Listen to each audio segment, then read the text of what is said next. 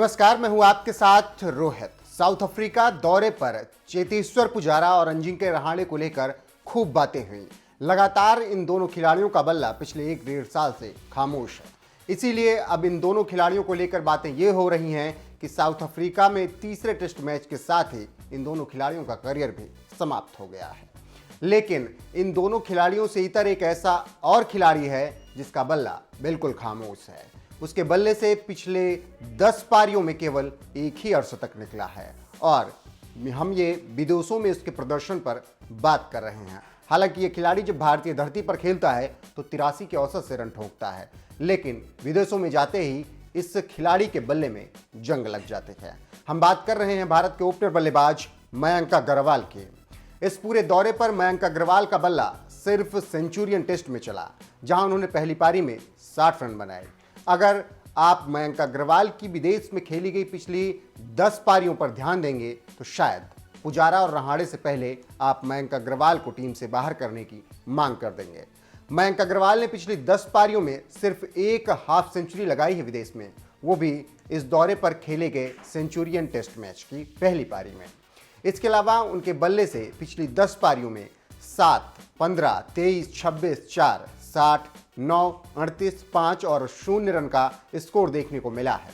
Australia में अगर बात करें तो मयंक ने अभी तक कुल 5 टेस्ट मैच उसकी धरती पर खेले हैं और 30.33 के औसत से 273 रन बनाए हैं। 77 रन उनका सर्वोच्च स्कोर रहा है। 2 अर्धशतक उन्होंने ऑस्ट्रेलिया की धरती पर लगाया है। न्यूजीलैंड में अगर बात करें तो 2 टेस्ट मैच खेले हैं और बल्ले से निकले हैं सिर्फ 102 रन।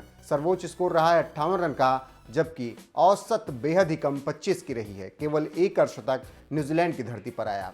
इसके अलावा मौजूदा सीरीज में उन्होंने अफ्रीका में अभी तक 3 टेस्ट मैच खेले और यही 3 टेस्ट मैच में उन्होंने केवल बनाए हैं 135 रन। सर्वोच्च स्कोर रहा 60 रन का, जो कि उन्होंने पहले टेस्ट मैच की पहली पारी में बनाया था। यहाँ भी केवल एक ही अर्धशतक उनके बल्ले से निकला। कमजोर माने जाने वाली वेस्टइंडीज में तो उनका हाल और बुरा रहा। वहां पर उन्होंने 3 टेस्ट मैच खेले और बना पाए केवल 80 रन।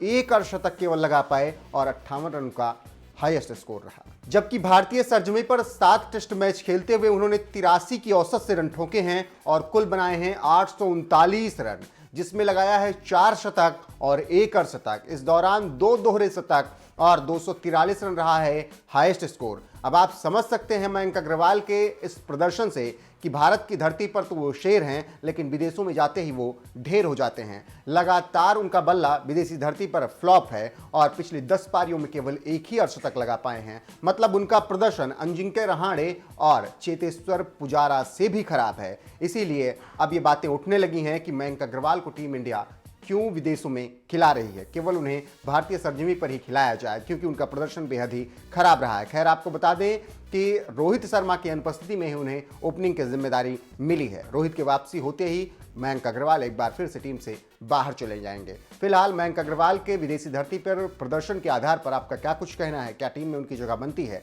या फिर रहाणे और पुजारा से पहले उन्हें टीम से बाहर किया जाना चाहिए? कमेंट करके अपनी राय हमें जरूर दें।